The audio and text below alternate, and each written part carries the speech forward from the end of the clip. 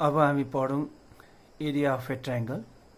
नानीहरुलाई याद छ तिमीले क्लास 10 मा पढेको छौ तीनटा भर्टिसेस अफ ट्रायंगल यी यसरी दिएको छ भने एरिया अफ द ट्रायंगल चाहिँ यी यसरी एक्सप्रेस गरिएको थियो।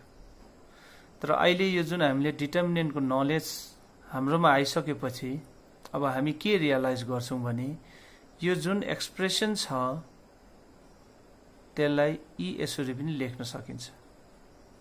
तिमीले चेक गर्न सक्छौ यो जुन डिटर्मिनेन्ट छ है यसलाई एक्सपान्ड गर र तिमीले यही नै पाउँछौ।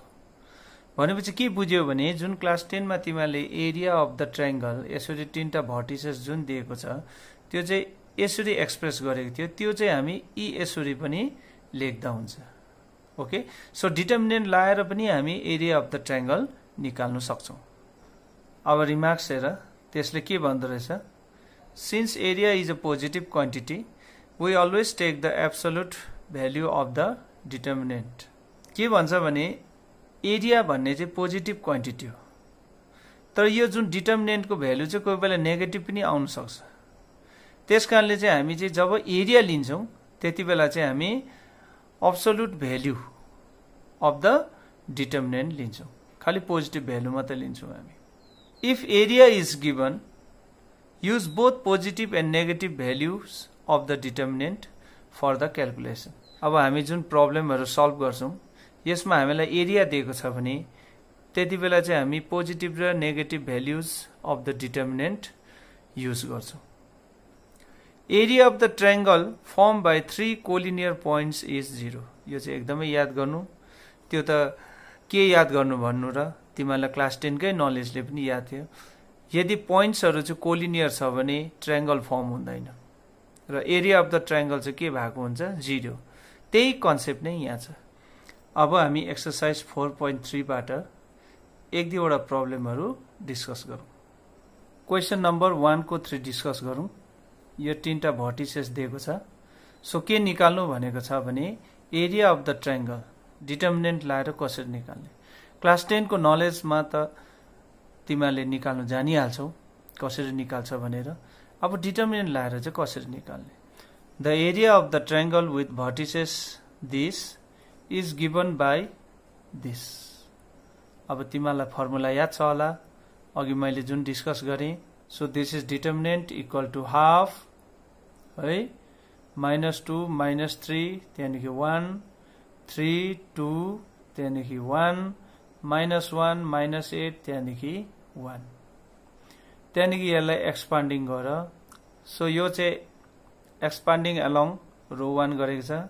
सो एक्सपान्ड गरेर त्यहाँदेखि सिम्प्लिफाई गर। कति पाउँछौ तिमीले -50। तर अघि मैले तिमीलाई रिमार्क्समा भनिसकेको छु एरिया अफ द ट्रायंगल कहिले पनि नेगेटिभ हुँदैन, त्यसकारणले एब्सोल्युट भ्यालु लिनु पर्यो। So 15 square units is the area of the triangle. अब हामी क्वेशन नम्बर 2 डिस्कस गरौं। यो जुन पोइन्ट्सहरु दिएको छ यो चाहिँ कोलिनियर भनेर शो गर्नुपर्छ।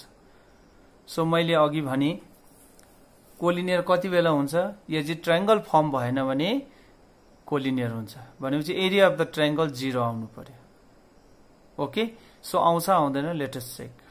अब हामीलाई ए पोइन्ट दिएको छ, बी पोइन्ट दिएको छ, सी पोइन्ट दिएको छ। Okay, so area of triangle ABC is given by the relation. यो रिलेसनले दिन्छ हामीलाई, त्यो तिमीलाई याद छ। सो त्यसलाई के लेख्दा भयो, half. So a b plus c 1 b c plus a 1 c a plus b 1। अब यसलाई हामी इभ्यालुएट गर्नु पर्यो। तर यसमा अब हामीले यहाँ प्रपर्टिज युज गरेको छ। के गरेको रहेछ भन्दा दुईटा अपरेसन गरेको छ यहाँ। सो फर्स्ट अपरेसन छ रो 2 माइनस रो 1, रो 2 माइनस रो 1 गरेर रो 2 मा लेखेको छ।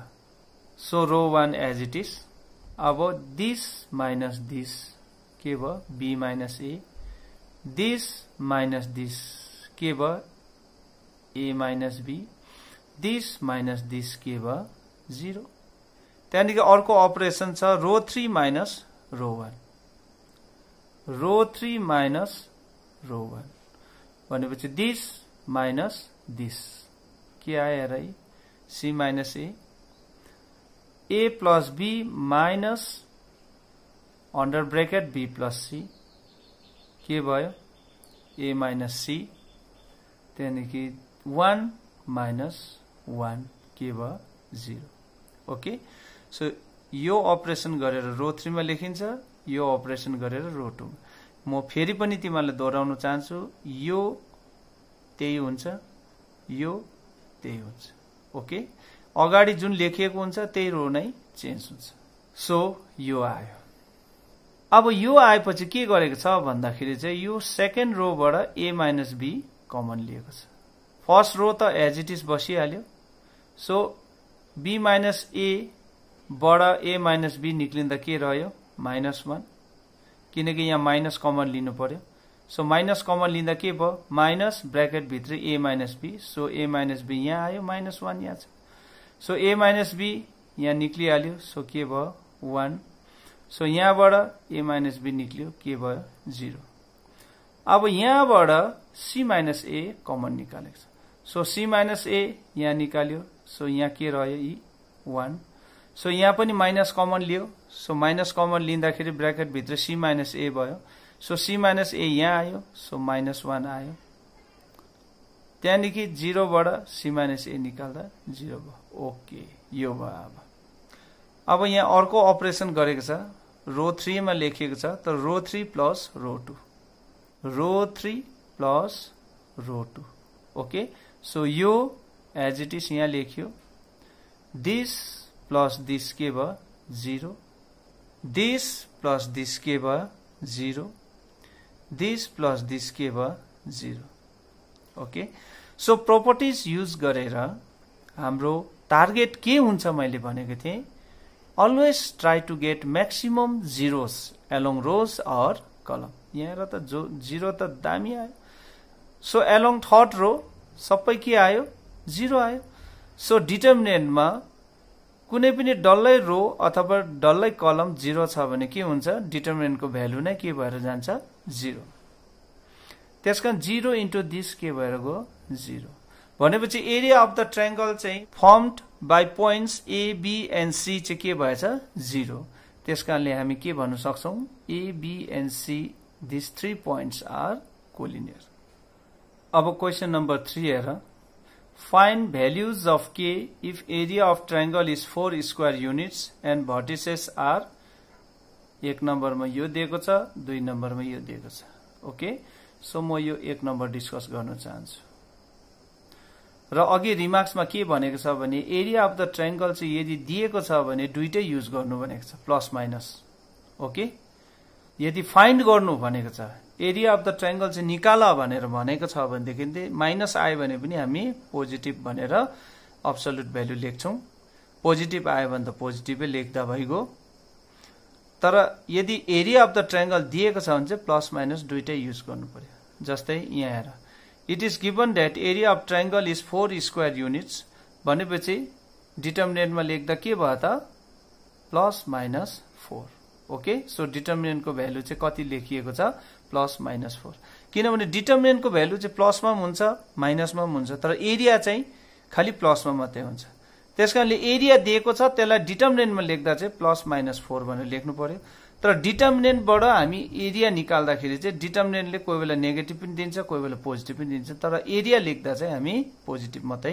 लेखिन्छ so area of the triangle with vertices this is given by the relation यसो लेख्न सकिन्छ यो त फर्मुला हो मेन फर्मुला हो यो ओके सो यसलाई अब फुकाउँ हामी 1/2 लेख्यो सो यो चाहिँ एक्सपान्डिङ अलोङ रो 1 गरेको छ सो यस्तो आयो यसलाई सिम्प्लिफाई गर्दा यति आयो -k+4 तर यो चाहिँ हामीलाई कति दिएको छ प्लस माइनस 4 सो -k+4 चाहिँ कति रहेछ plus minus 4 so -k+4 equals to -4 लाउँदाखेरि k को भ्यालु आयो 8 -k+4 चाहिँ +4 लाउँदा k को भ्यालु आयो 0 हेन्स k को भ्यालु चाहिँ 0 र 8 अब क्वेशन नम्बर 4 डिस्कस गरौं ओके सो यसमा म 2 नम्बर डिस्कस गर्न चाहन्छु we have to find the equation of line joining these 2 points using determinants. Okay, कसरी रहेछ हेर.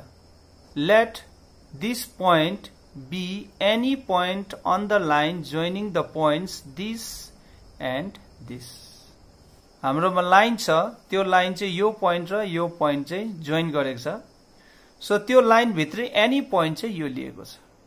Then the points A, B and P are collinear. किन कोलिनियर भन त? किनभने हाम्रोमा एउटा लाइन छ, त्यो लाइन चाहिँ A देखि गएर B सम्म छ र त्यो जुन लाइन सेगमेन्ट छ AB, त्यो इन बिट्विन नै P भन्ने पोइन्ट छ भनेपछि यो तीनटा पोइन्ट चाहिँ के भएर गयो? कोलिनियर. सो त्यसो भएपछि के भयो? एरिया के हुन्छ? 0 हुन्छ. सो यसलाई सिम्प्लिफाई गर. सो एक्सपान्डिङ अलोङ के गरेको छ? फर्स्ट रो र त्यसलाई इक्वल टु 0. सिम्प्लिफाई गर. सिम्प्लिफाई गरेपछि तिमीले के पायो? x minus 3y equals to 0. Hence, the equation of the line joining the given points is x minus 3y equals to 0.